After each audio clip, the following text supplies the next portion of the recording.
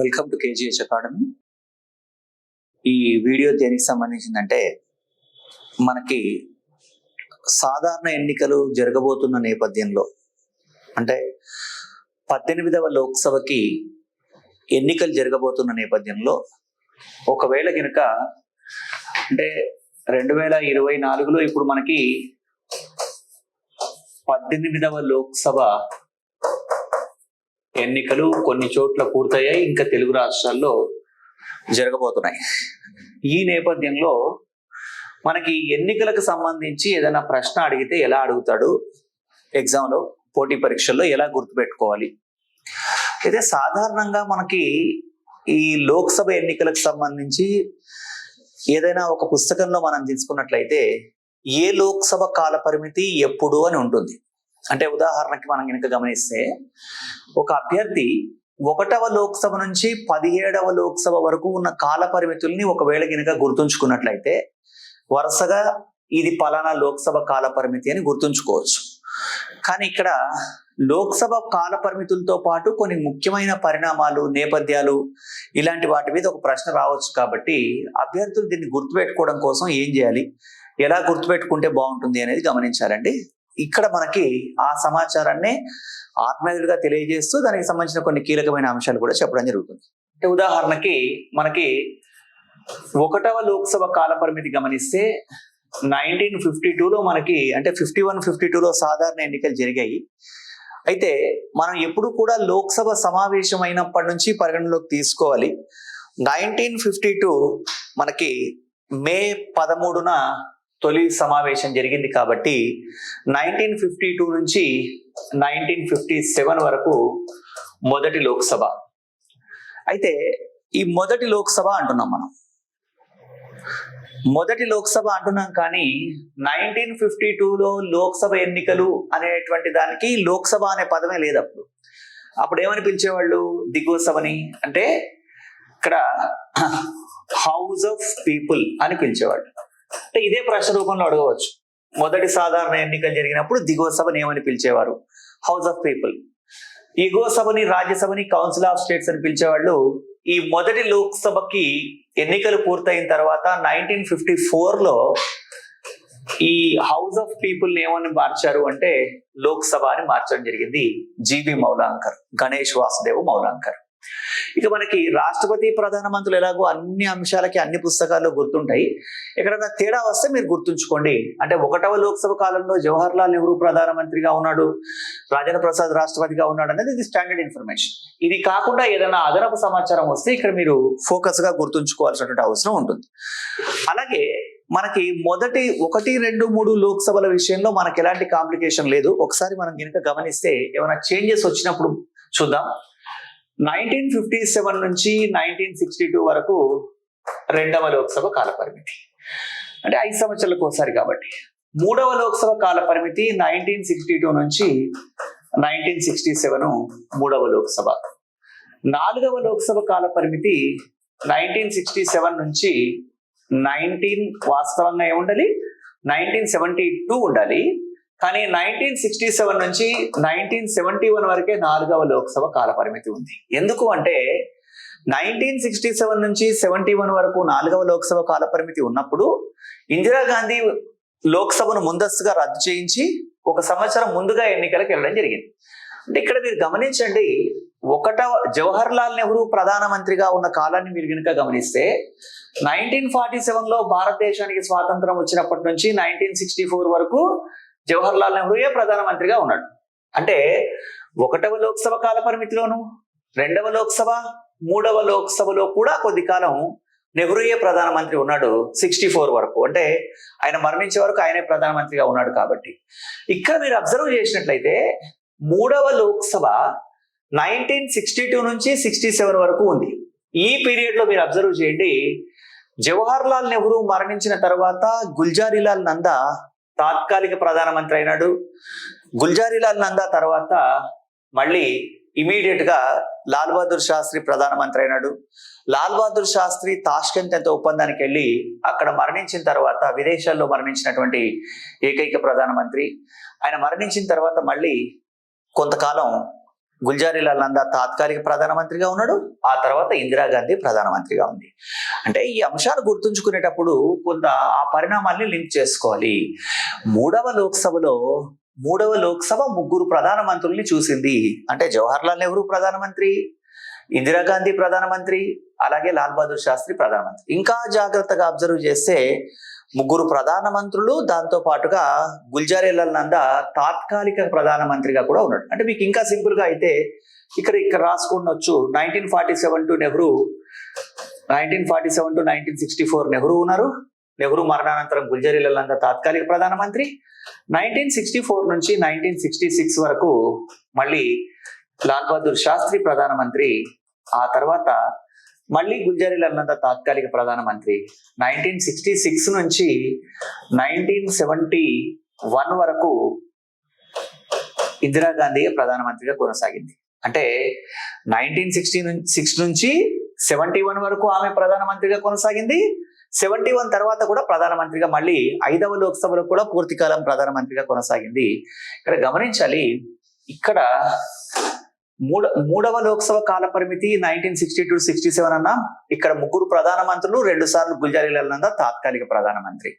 4వ లోక్సభ కాల పరిమితి 1967 నుంచి 71 వరకే. అంటే ఒక సంవత్సరం ముందుగా లోక్సభను రద్దు చేసి ఎన్నికకి వెళ్ళింది కాబట్టి 5వ లోక్సభ ఎన్నికలు 1971లో నిర్వహించడం జరిగింది. ఇక్కడ గమనించాల్సిన మరొక అంశం ఏంటంటే, సాధారణంగా లోక్సభ కాల పరిమితి 5 years ఉంటుంది కాబట్టి 5వ లోక్సభ కాల పరిమితి 1971 నుంచి 76 వరకు ఉండాలి వాస్తవంగా. కానీ 1975లో ఇందిరాగాంధీ 1975 జూన్ 25న ఇందిరాగాంధీ ఎమర్జెన్సీ విధించడం వల్ల 1976లో ముగియవలసినటువంటి లోక్సభని ఒక సంవత్సరం కాలం పొడిగించి 1977 వరకు కొనసాగించడం జరిగింది. కాబట్టి ఇక్కడ గమనించాల్సిన మరొక అంశం ఏంటంటే, 5 సంవత్సరాల కన్నా ఎక్కువ కాలం కొనసాగిన లోక్సభ ఏది అంటే 5వ లోక్సభ. 71లో ముగియాల్సినటువంటి లోక్సభ కాల పరిమితిని ఒక సంవత్సరం పొడిగించి 77 వరకు కొనసాగించడం జరిగింది. అంటే ఈ లోక్సభ కాల పరిమితిలో 4వ లోక్సభ పరిమితిలో కాలంలో మనం గమనిస్తే 1966 నుంచి 71 వరకు ఇందిరాగాంధీ ప్రధానమంత్రి, మళ్ళీ 71 నుంచి 77 వరకు కూడా 5వ లోక్సభ కాల పరిమితిలో కూడా ఇందిరాగాంధీ ప్రధానమంత్రిగా ఉండింది. మరి 6వ లోక్సభ ఎన్నికలు ఎప్పుడు నిర్వహించడం జరిగింది? 77లో మనకి ఇందిరాగాంధీ ఎమర్జెన్సీని ఉపసంహరించిన తర్వాత ఎన్నికలు నిర్వహించడం జరిగింది అన్నప్పుడు 1977లో 6వ లోక్సభ ఎన్నికలు నిర్వహించారు. లెక్క ప్రకారం తీసుకున్నట్లయితే 1977 నుంచి 1982 వరకు 5 సంవత్సరాల కాల పరిమితి 6వ లోక్సభ ఉండాలి. కానీ అలా జరగలేదు. 1977లో ఇందిరాగాంధీ మొదటిసారిగా ఎన్నికల్లో ఓడిపోవడం, అంటే ఒక ప్రధానమంత్రి అభ్యర్థి కూడా ఎన్నికల్లో ఓడిపోవడం అనే పరిణామాలు జరిగిన తర్వాత, అంటే ఎమర్జెన్సీకి వ్యతిరేకంగా దేశవ్యాప్తంగా ఇందిరాగాంధీకి వ్యతిరేకంగా అందరూ ఓట్లేయడం జరిగింది. అప్పుడు 1977లో మొరార్జీ దేశాయ్ ప్రధానమంత్రి అయినాడు, జనతా ప్రభుత్వం. కానీ ఆ ప్రభుత్వం 1979 వరకే కొనసాగింది, మొరార్జీ దేశాయ్ ప్రభుత్వం. ఆ తర్వాత మొరార్జీ దేశాయ్ రాజీనామా చేయాల్సి వచ్చింది. అయితే ఇక్కడ మనం మరొక అంశం గమనించాల్సింది, 6వ లోక్సభ కాల పరిమితిలో 1977లో కాంగ్రెస్ పార్టీ దేశవ్యాప్తంగా ఓడిపోయింది. కానీ ఈ 1977లో జరిగినటువంటి 6వ లోక్సభ ఎన్నికల్లో అవిభక్త ఆంధ్రప్రదేశ్ రాష్ట్రంలో 42 లోక్సభ స్థానాలకు గాను 41 స్థానాలు కాంగ్రెస్ కే ఇవ్వడం జరిగింది. 1 సీటు మాత్రం నీలం సంజీవ రెడ్డికి గెలవడం జరిగింది అప్పుడు. సో ఇది మనకి 6వ లోక్సభ దేశవ్యాప్తంగా ఒక ఫలితాన్ని ఇస్తే ఆంధ్రప్రదేశ్ రాష్ట్రం మరొక ఫలితాన్ని ఇచ్చింది. ఇది కూడా మనం గమనించాలి.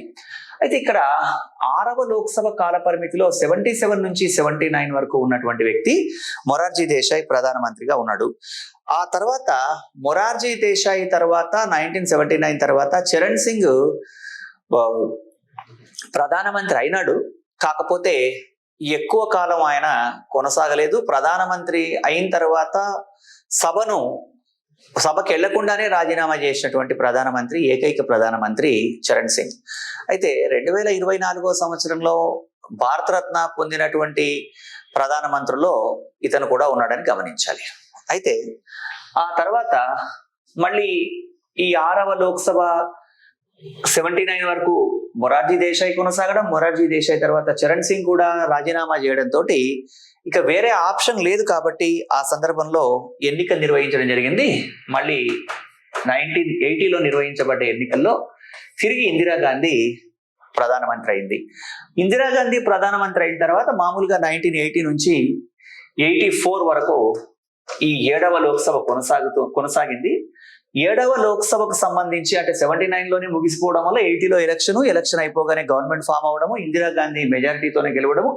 ఆ తర్వాత 1984లో వాస్తవానికి 7వ లోక్సభ కాల పరిమితి ముగిసిపోయి 8వ లోక్సభ ఎన్నికలు నిర్వహించబడాలి.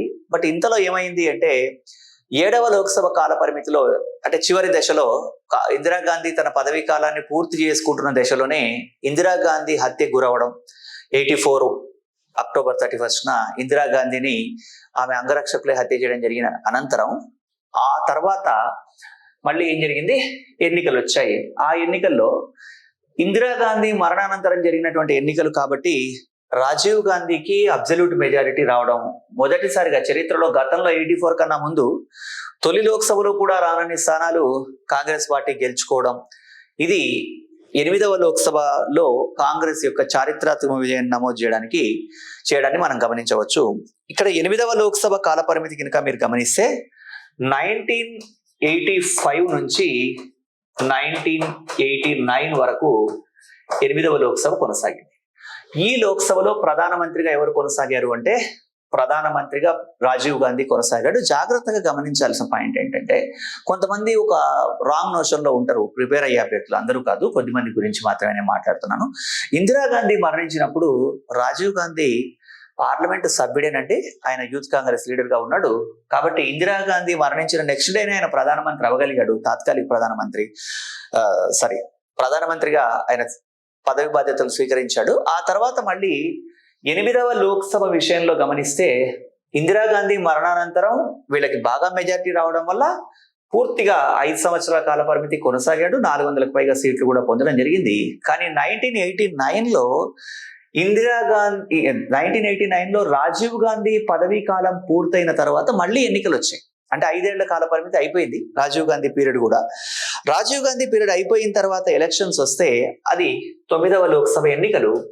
ఈ 9వ లోక్సభ ఎన్నికలు 1989లో జరిగినప్పుడు ఇక్కడ గమనించాల్సిన విషయం ఏంటంటే 1989లో కాంగ్రెస్ పార్టీకి కానీ బీజేపీ పొలిటికల్ పార్టీకి కానీ, అప్పటికే 1980లోనే బీజేపీ పొలిటికల్ పార్టీ జనసంఘ్ అనే అంతకుముందు ఉన్న పొలిటికల్ పార్టీ రూపాన్ని మార్చుకొని బీజేపీ అనే పొలిటికల్ పార్టీగా 1980లో స్థిరపడింది. అంటే బీజేపీ అనే పేరుతో స్టార్ట్ అయింది ఎప్పుడంటే 1980లో. అప్పటికి బీజేపీ కొంత పుంజుకుంది, కాంగ్రెస్ కొంత బలహీనపడింది. ఏ రకంగా చూసుకున్నా సరే కాంగ్రెస్కి కానీ బీజేపీకి కానీ ప్రభుత్వాన్ని ఏర్పాటు చేయడానికి కావాల్సిన స్థానాలు 9వ లోక్సభలో రాలేదు. అంటే ఎవరికి కూడా మ్యాజిక్ ఫిగర్ రాకపోవడంతో బీజేపీ కాంగ్రెస్ ఏతర ప్రభుత్వంగా, అంటే బీజేపీ కాకుండా కాంగ్రెస్ కాకుండా 3వ ప్రత్యామ్నాయంగా మనకి థర్డ్ ఫ్రంట్ ప్రభుత్వం, విశ్వనాథ్ ప్రతాప్ సింగ్ ప్రభుత్వం అధికారంలోకి రావడం జరిగింది. అంటే ఇక్కడ మనం గమనించవలసిన పాయింట్ ఏంటి, 9వ లోక్సభలో రాజీవ్ గాంధీ కానివ్వండి, లేకపోతే అటల్ బిహారీ వాజ్పేయి, ఎల్కే అద్వానీ కానివ్వండి, వీళ్ళకి అవకాశం లేదు. ప్రజలు ఎవరికి పూర్తి స్థాయి మద్దతు అంటే మ్యాజిక్ ఫిగర్ ఇవ్వకపోవడం వల్ల అక్కడ 9వ లోక్సభలో విశ్వనాథ్ ప్రతాప్ సింగ్ అనేటువంటి వ్యక్తి ప్రధానమంత్రి అయినాడు. మరి విశ్వనాథ్ ప్రతాప్ సింగ్ ఎలా ప్రధానమంత్రి అయినాడు సార్, మరి మెజారిటీ లేదు కదా వాళ్ళకు కూడా అని అంటే, విపి సింగ్ అనే వ్యక్తి 1989 ఎలక్షన్ అనంతరం ప్రధానమంత్రి అయినాడు. అంటే అక్కడ బీజేపీ మద్దతుతో ప్రధానమంత్రి అయినాడండి. బీజేపీ విశ్వనాథ్ ప్రతాప్ సింగ్ కి మద్దతు ఇవ్వడం వల్ల, థర్డ్ ఫ్రంట్ కి మద్దతు ఇవ్వడం వల్ల, థర్డ్ ఫ్రంట్ మద్దతు తోటి విపి సింగ్ అక్కడ సెంట్రల్ లో గవర్నమెంట్ ఫామ్ చేశాడు. అయితే ఇక్కడ మనం మరొక చిన్న అంశాన్ని కూడా గమనించాల్సిన పాయింట్ ఏంటంటే 9వ లోక్సభ కాల పరిమితి 1989 నుంచి 1991 వరకు మాత్రమే 9వ లోక్సభ కొనసాగింది. వాస్తవంగా 1989 నుంచి 1994 వరకు 9వ లోక్సభ కొనసాగాలి. కానీ 1989 నుంచి 1991 వరకు ఎందుకు కొనసాగింది అని అంటే, ఇక్కడ మళ్ళీ కొన్ని పొలిటికల్ అంశాలు తప్పకుండా ప్రస్తావించాల్సి వస్తుంది. వాటిని మీరు ఎగ్జామినేషన్ కోణంలో కాకుండా లింక్ కోసం మాత్రమే అని భావించండి. అంటే విపి సింగ్ గవర్నమెంట్ ఫామ్ చేసిన తర్వాత ఏం చేశారు అంటే, ఎప్పుడైతే బీజేపీ బలపడిందో ముందు రోజుల్లో మళ్ళీ గవర్నమెంట్ ఫామ్ చేయడానికి అవకాశం ఉంటుంది కాబట్టి, ఓట్లు పోలరైజ్ చేయాలి కాబట్టి, అప్పుడు అద్వానీ అనే వ్యక్తి రామ్ రథయాత్ర అని గుజరాత్లోని సోమనాథ్ నుండి ఉత్తరప్రదేశ్లో అయోధ్య వరకు రామ రథయాత్ర చేయాలని సంకల్పించాడు. ఈ సంకల్పంలో భాగంగా రథయాత్ర ప్రారంభమైన తర్వాత ఎల్కే అద్వానీ రథయాత్రని బీహార్లో లాలూ ప్రసాద్ యాదవ్ ఆర్జేడీ పొలిటికల్ పార్టీకి సంబంధించినటువంటి నాయకుడు ఆ రథయాత్రను అడ్డుకోవడం జరిగింది.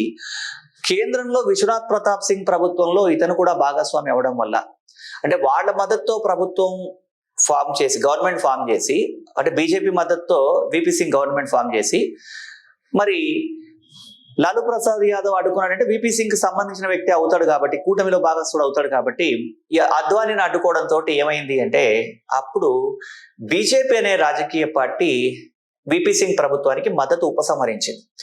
విపి సింగ్ ఎప్పుడైతే విపి సింగ్ కి మద్దతు ఉపసంహరించిందో అక్కడ ఆ థర్డ్ ఫ్రంట్ ప్రభుత్వం రాజీనామా, అంటే విపి సింగ్ రాజీనామా చేయాల్సి వచ్చింది. కానీ ఊహించని పరిస్థితుల్లో విపి సింగ్ పార్టీ నుంచి ఒక వర్గం నాయకుడు, ఒక 60 మంది ఎంపీలు కలిగినటువంటి చంద్రశేఖర్ తాను ప్రధానమంత్రి అవుదాం అనుకున్నప్పుడు అనుకోకుండా ఆ సందర్భంలో రాజీవ్ గాంధీ, అంటే అప్పటికి కాంగ్రెస్ పార్టీకి కూడా కొన్ని సీట్లు ఉన్నాయి కాబట్టి వాళ్ళు కూడా బలమైనటువంటి పార్టీ, ప్రభుత్వాన్ని ఏర్పాటు చేయకపోయినా కాబట్టి రాజీవ్ గాంధీ మద్దతుతోటి విపి సింగ్ రాజీనామా చేయగానే చంద్రశేఖర్ అనే వ్యక్తి భారతదేశానికి ప్రధానమంత్రి అయినాడు. చంద్రశేఖర్ కూడా ఒక 1 year కొనసాగే లోపే అది 60 మంది ఎంపీలు ఉండి ప్రధానమంత్రి అవడం అంటే అంత మామూలు విషయం కాదు. బీజేపీ, మన కాంగ్రెస్ కి చంద్రశేఖర్ కి మధ్య కూడా కొన్ని డిఫరెన్సెస్ ఉండడం వల్ల మళ్ళీ చంద్రశేఖర్ కూడా రాజీనామా చేశాడు. ఇక్కడ మనం చెప్పాలనుకున్న పాయింట్ ఏంటంటే 9వ లోక్సభలో ఏ పొలిటికల్ పార్టీకి మెజారిటీ రాకపోవడం వల్ల విపి సింగ్ అనే వ్యక్తి ప్రధానమంత్రి అయినాడు. విపి సింగ్ అనే వ్యక్తి ప్రధానమంత్రి అవడానికి బీజేపీ మద్దతు ఇచ్చింది. మళ్ళీ బీజేపీ మద్దతు ఉపసంహరించడంతో ఆ థర్డ్ ఫ్రంట్ కి సంబంధించిన విపి సింగ్ రాజీనామా చేశాడు. ఆ తర్వాత ఆ వర్గం నుంచే చీలిక వర్గంగా ఇంకొక నాయకుడు ఎమర్జ్ అయ్యి అతను ప్రధానమంత్రి అయినాడు. అతని పేరు చంద్రశేఖర్. ఈ చంద్రశేఖర్ అనే వ్యక్తి ఏమో కాంగ్రెస్ పార్టీ మద్దతుతో ప్రధానమంత్రి అయినాడు. కానీ ఎక్కువ కాలం కొనసాగలేదు, మళ్ళీ రాజీనామా చేయాల్సి వచ్చింది. మరి 2 సార్లు ఇద్దరు వ్యక్తులు రాజీనామా చేసిన తర్వాత ఇక వేరే ఆప్షన్ ఏమీ లేదు కాబట్టి, ఎన్నికకి వెళ్ళాలి కాబట్టి 9వ లోక్సభ 1989 నుంచి 1991 మధ్యలోనే కొనసాగిన తర్వాత 10వ లోక్సభ ఎన్నికలు జరిగాయి. ఆ 10వ లోక్సభ 1991 నుంచి 1996 వరకు కొనసాగింది. అయితే ఇక్కడ ఒక చిన్న పాయింట్ గమనించాలి. 10వ లోక్సభకు సంబంధించినటువంటి సందర్భం, ఎప్పుడైతే విపి సింగ్ చంద్రశేఖర్ ఇద్దరు రాజీనామా చేశారో మళ్ళీ ఎలక్షన్స్ వచ్చినప్పుడు ఎలక్షన్ లో క్యాంపెయిన్ చేయాలి కాబట్టి అన్ని రాజకీయ పార్టీలు ఎలక్షన్ క్యాంపెయిన్కి వెళ్ళినాయి. ఆ సందర్భంలో 1991లో ఎలక్షన్ క్యాంపెయిన్ జరుగుతున్న సందర్భంలోనే రాజీవ్ గాంధీని ఎల్టీటీఈకి సంబంధించినటువంటి, అంటే వి ప్రభాకరన్ అనే వ్యక్తి స్థాపించిన liberation tigers of Tamil political పార్టీకి సంబంధించినటువంటి ఒక మానవ బాంబు రాజీవ్ గాంధీ హత్యకి పాల్పడడం జరిగింది. అంటే ఇక్కడ మనం గమనించాల్సిన పాయింట్ ఏంటంటే ఒక్కొక్కసారి ప్రశ్నలు భిన్నంగా అడుగుతా ఉన్నాడు. ఈ కింది వారిలో ప్రధానమంత్రిగా కొనసాగుతూ చనిపోయిన వ్యక్తి ఎవరు అని అంటే అక్కడ ఏం పేర్లు ఇస్తా ఉన్నాడంటే జవహర్ లాల్ నెహ్రూ, ఇందిరాగాంధీ, తర్వాత లాల్ బహదూర్ శాస్త్రి, తర్వాత రాజీవ్ గాంధీ అనే పేర్లు ఇస్తే గమనించాల్సిన పాయింట్ ఏంటంటే జవహర్ లాల్ నెహ్రూ ప్రధానమంత్రిగా కొనసాగుతూ చనిపోయినాడు, ఇందిరాగాంధీ కూడా ప్రధానమంత్రిగా కొనసాగుతూ మరణించింది, లాల్ బహదూర్ శాస్త్రి కూడా ప్రధానమంత్రిగా కొనసాగుతూ మరణించాడు. కానీ రాజీవ్ గాంధీ చనిపోయిన నిమిషంలో ఆయన ప్రధానమంత్రి కాదు. ఎందుకంటే 89లో గవర్నమెంట్ ఎప్పుడైతే రాజీవ్ గాంధీ ప్రభుత్వం మళ్ళీ ఎలక్షన్ లో ఓడిపోయిందో, అంటే 9వ లోక్సభలో వాళ్ళకి ఎప్పుడైతే మెజారిటీ రాలేదో ఆ తర్వాత విపి సింగ్ చంద్రశేఖర్లు ఇద్దరు కూడా వరుసగా ఒకరి తర్వాత ఒకరు ప్రధానమంత్రి అయినారు. అప్పుడు ఆ సందర్భంలో రాజీవ్ గాంధీ ప్రధానమంత్రిగా లేడు, ఆయన అప్పటికి మాజీ ప్రధానమంత్రి. కాబట్టి అభ్యర్థులకి లింక్ తెలుసా లేదా అన్న దృక్పథంతో ఎగ్జామినర్ ప్రశ్న అడిగితే ఇలాంటి విషయాలు మనం కొంచెం జాగ్రత్తగా గమనించాలి. ఆ తర్వాత 9వ లోక్సభ కాల పరిమితి 10వ లోక్సభ కాల పరిమితి 1991 నుంచి 1996 వరకు కొనసాగింది. ఈ 10వ లోక్సభలో ఏమంటారంటే ఇది పూర్తిగా, అంటే మైనారిటీ ప్రభుత్వాన్ని పివి నరసింహారావు కొనసాగించాడు అంటారు.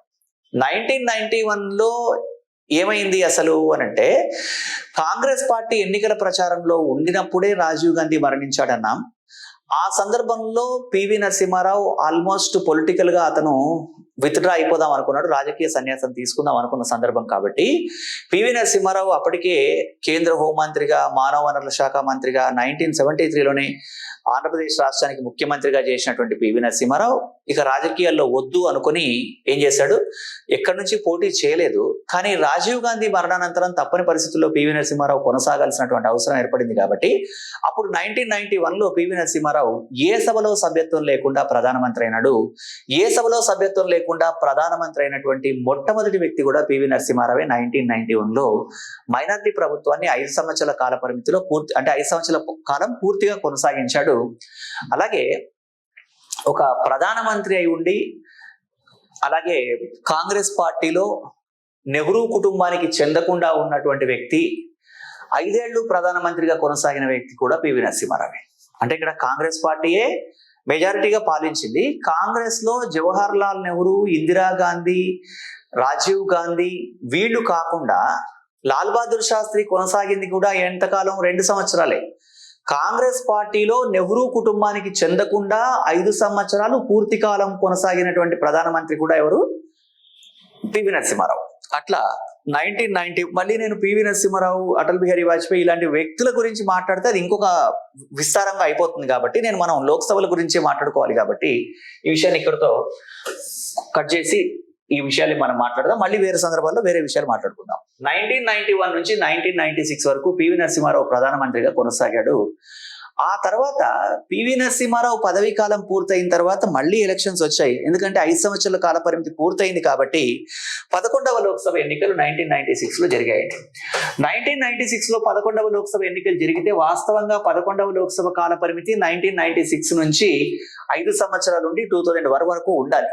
కానీ 1996లో ఎన్నికలు జరిగిన తర్వాత ఏమైంది అని అంటే అక్కడ పివి నరసింహారావు తర్వాత అటల్ బిహారీ వాజ్పేయి ప్రధానమంత్రి అవ్వడము, ఆయన కొంతకాలం 13 రోజులే కొనసాగి ఆ తర్వాత రాజీనామా చేసేయడము. పివి నరసింహారావు తర్వాత అటల్ బిహారీ వాజ్పేయి తర్వాత దేవగౌడ ప్రధానమంత్రి అవ్వడము, దేవగౌడ కూడా 1 సంవత్సరం లోపే రాజీనామా చేయడం, దేవగౌడ తర్వాత మళ్ళీ ఇంద్రకుమార్ గుజరాల్ ప్రధానమంత్రి అవడం జరిగింది. అంటే ఇక్కడ మనం గమనించాల్సిన పాయింట్ ఏంటంటే 11వ లోక్సభ కాల పరిమితిని కనుక తీసుకున్నట్లయితే 1996 నుంచి 1998 మధ్యలోనే కొనసాగింది. ఎందుకు అంటే ఇక్కడ పివి నరసింహారావు తర్వాత బీజేపీ పార్టీకి పూర్తిగా మ్యాజిక్ ఫిగర్ రాలేదు. కానీ అటల్ బిహారీ వాజ్పేయి ప్రధానమంత్రి అయినాడు. ఆయన విశ్వాసాన్ని నిరూపించుకోలేకపోవడం వల్ల రాజీనామా చేయాల్సి వచ్చింది. ఇక్కడ అటల్ బిహారీ వాజ్పేయి రాజీనామా చేసిన తర్వాత దేవగౌడ అనేటువంటి వ్యక్తి ఆయన ప్రధానమంత్రి అయినాడు. ఆయన కొనసాగలేకపోయినాడు. ఆ తర్వాత ఇంద్రకుమార్ గుజరాల్ కూడా ప్రధానమంత్రి అయినాడు, ఐకే గుజరాల్. అంటే 1996లో అటల్ బిహారీ వాజ్పేయి, ఆ తర్వాత మళ్ళీ దేవగౌడ, తర్వాత 97లో ఇంద్రకుమార్ గుజరాల్ వీళ్ళు ప్రధానమంత్రులుగా ఉన్నారు. లోక్సభ అదే, కాకపోతే ప్రధానమంత్రులు మారారు. వేరు మద్దతులతో ప్రధానమంత్రులు వేరు వ్యక్తులు అయినారు. కానీ ఎవరు వాళ్ళు ఎబ్బడెబ్బడే రాజీనామా చేయడంతో ఇంకా 3 ప్రధానమంత్రులు మారిపోయిన తర్వాత ఇంకెవరు ప్రధానమంత్రిగా కొనసాగడానికి అవకాశం లేకపోవడం వల్ల ఏమైంది అంటే మళ్ళీ 2 సంవత్సరాలకే ఎన్నికలు వచ్చాయి. అంటే 1977లో ఇందిరాగాంధీ ఓడిపోయిన తర్వాత మొరార్జీ దేశాయ్ ప్రధానమంత్రి అయిన తర్వాత కూడా 2 సంవత్సరాలకే ఎన్నికలు వచ్చాయి. అంటే ప్రధానమంత్రిగా బలమైన అభ్యర్థి లేకపోవడం వల్ల మళ్ళీ ఎన్నికలు రావాల్సి వచ్చింది. అలాగే మనకి 11వ లోక్సభ 2 సంవత్సరాలు పూర్తి చేసుకుండానే ఎన్నికలకు వచ్చింది.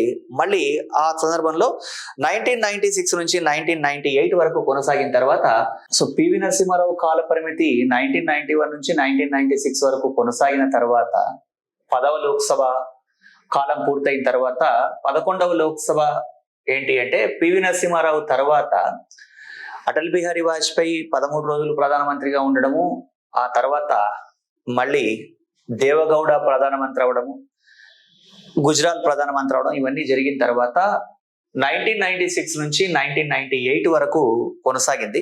ఆ తర్వాత కూడా మనకి 12వ లోక్సభ కనుక గమనించినట్లయితే 1998 నుంచి మనకి 1999 వరకు 12వ లోక్సభ కొనసాగింది. ఇలా ప్రభుత్వాలు స్థిరంగా లేకపోవడం వల్ల మళ్ళీ రాజీనామా చేయాల్సి వచ్చింది. అంటే ఆ తర్వాత మళ్ళీ అటల్ బిహారీ వాజ్పేయి ప్రధానమంత్రి అవడం ఇది తెలుసు. ఆ తర్వాత 1999లో మళ్ళీ ప్రధానమంత్రిగా అటల్ బిహారీ వాజ్పేయి వచ్చిన తర్వాత 13వ లోక్సభ కాల పరిమితి 1999 నుంచి 2004 వరకు కొనసాగింది. ఈ సందర్భంలో ప్రధానమంత్రిగా ఒక వ్యక్తి కాంగ్రెస్ పార్టీకి చెందకుండా నాన్ కాంగ్రెస్ ప్రధానమంత్రిగా ఉండి పూర్తి కాలం ప్రధానమంత్రిగా ఉన్నటువంటి వ్యక్తి ఎవరు అంటే మొదటి వ్యక్తి. ఇప్పుడంటే నరేంద్ర మోడీ వచ్చారు, కానీ గతంలో అప్పటికి 1999-2004లో మొదటి వ్యక్తి ఎవరు అంటే అటల్ బిహారీ వాజ్పేయి. ఈ 1999 నుంచి 2004 వరకు 13వ లోక్సభ కొనసాగిన తర్వాత ఇక మనకి పెద్దగా ఇబ్బంది లేదు. 2004 నుంచి 2009 వరకు 14వ లోక్సభ, 2009 నుంచి 2014 వరకు 15వ లోక్సభ. ఈ రెండు సందర్భాల్లోనూ కాంగ్రెస్ పార్టీ మళ్ళీ మన్మోహన్ సింగ్ ప్రధానమంత్రిగా ఉండడం మీకు తెలుసు. ఆ తర్వాత 2014 ఎన్నికల్లో బీజేపీ అధికారంలోకి వచ్చిన తర్వాత 2014 నుంచి ఇక్కడ గమనించాలి, 2014 నుంచి మనం గమనిస్తే 2019 వరకు 16వ లోక్సభ నరేంద్ర మోడీ. అదేవిధంగా 2019 నుంచి 2024 వరకు 17వ లోక్సభలో కూడా నరేంద్ర మోడీ ప్రధానమంత్రిగా ఉన్నాడు. ఆ తర్వాత ఇప్పుడు 2024 ఎన్నికలు ప్రస్తుతం కొనసాగుతా ఉన్నాయి. ఇప్పుడు మళ్ళీ అధికారంలోకి ఎవరు వస్తారు అనేది ఇక్కడ చాలా మంది అభ్యర్థులు ముందే ఊహించగలరు, కానీ అవన్నీ తెలియని విషయాలు కాదు. కానీ కాకపోతే ఇక్కడ మన పాలిటీ క్లాస్ కాబట్టి ఇది నేను పాలిటిక్స్ గురించి మాట్లాడలేదు. 2024 నుంచి ఇక మళ్ళీ మనకి 18th లోక్సభ అనేది స్టార్ట్ అవుతుంది. మనకి ఎక్కడైనా సరే ఒకవేళ గినక ప్రశ్న వస్తే మొదటి లోక్సభ నుంచి 18వ లోక్సభ వరకు అంటే ఎలక్షన్లు జరగబోతున్నాయి కాబట్టి ఏ లోక్సభ కాల పరిమితిలో ఎవరు ప్రధానమంత్రులుగా ఉన్నారు, లేకపోతే ఏ సందర్భంలో ఏం జరిగింది, ఏ లోక్సభ కాల పరిమితి ఎంత, ఇలాంటివి తెలుసుకోవడానికి ఒక క్రొనలాజికల్ ఆర్డర్లో ఈ సమాచారాన్ని తెలియజేయడం జరిగింది. అలాగే సపరేట్ గా మళ్ళీ మనం 18th లోక్సభ ఎన్నికలు జరుగుతున్నాయి కాబట్టి వీటికి సంబంధించినటువంటి సమాచారంతో మరొక వీడియో కేవలం 18th లోక్సభలో ప్రత్యేకతలు ఏంటి అలాంటివి. ఇప్పుడు మనం కనుక గమనించాం అనుకుందాం, 17th లోక్సభ ఉంది. 17వ లోక్సభలో డిప్యూటీ స్పీకర్ లేడు. ఇప్పటిదాకా మొదటి లోక్సభ నుంచి 17వ లోక్సభ వరకు ఒక పూర్తి కాలం ఒక లోక్సభ డిప్యూటీ స్పీకర్ ని లేకుండా ఉన్నటువంటి లోక్సభ ఏది అంటే 17వ లోక్సభ. అలా ఎక్స్క్లూజివ్ గా గుర్తుంచుకోదగ్గ పాయింట్లు ఏమన్నా ఉన్నాయా అనేది మళ్ళీ మనం 18th లోక్సభలో చూద్దాం. ఆ తర్వాత ఎలక్షన్ రిజల్ట్ వచ్చిన తర్వాత ఏమైనా ప్రత్యేకతలు వస్తే అవి చూసుకోవాలి. ఇలాంటి వాటి మీద 1-2 ప్రశ్నలు వస్తాయి. అయితే లోక్సభలు ప్రధానమంత్రులను లింక్ చేసుకుని అభ్యర్థి గుర్తుంచుకోగలిగితే చిన్న చిన్న కన్ఫ్యూజన్స్ ఏమన్నా ఉన్నా వెళ్ళిపోతాయి. అలాగే మనకి ఈ సందర్భంలోనే గుర్తుంచుకోవాల్సింది ఏంటి అని అంటే, ప్రధానమంత్రి అయిన వ్యక్తులు ఏ సభ సభ్యత్వం లేకుండా ప్రధానమంత్రి అయిన వాళ్ళు ఎవరు, లోక్సభ రాజ్యసభ సభ్యత్వాలతో ప్రధానమంత్రి అయిన వాళ్ళు ఎవరు, ఇలాంటివి కూడా అడుగుతారు. ఉదాహరణకి ఏ సభలో సభ్యత్వం లేకుండా ప్రధానమంత్రి అయిన వాళ్ళు ఎవరు? భారతదేశంలో పార్లమెంటరీ తరహా ప్రభుత్వం బ్రిటన్ నుంచి తీసుకున్నప్పటికీ కూడా మనం ఏ సభలో సభ్యత్వం లేకుండా ప్రధానమంత్రి అయ్యే అవకాశం కూడా మనకి ఉంది.